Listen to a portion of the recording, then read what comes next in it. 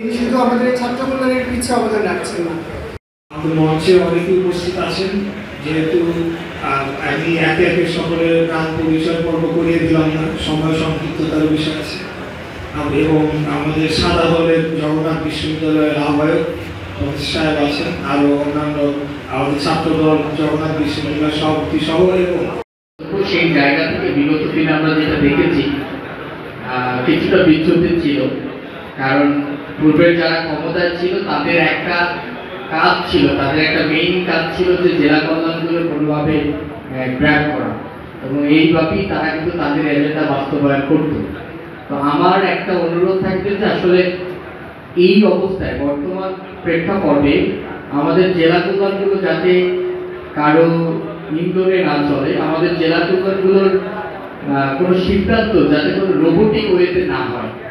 জেলা কল্যাণের সভাপতি থাকবে, সেক্রেটারি থাকবে, আরো কমিটির যারা থাকবে তারা।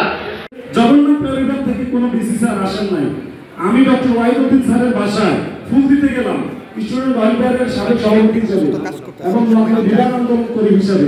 যাওয়ার পরে স্যারের এখানে থাকা অবস্থায় আজকের যে ডক্টর তাজামুল, আমার ক্লাসমেট ডক্টর তাজামুল ভাই, সে আমাকে একটা সিভি পাঠাইলো যে এই জগন্নাথ বিশ্ববিদ্যালয়ের যদি ডক্টর রেজাউল করিম স্যার।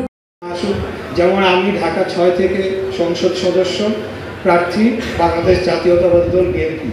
এটা একটা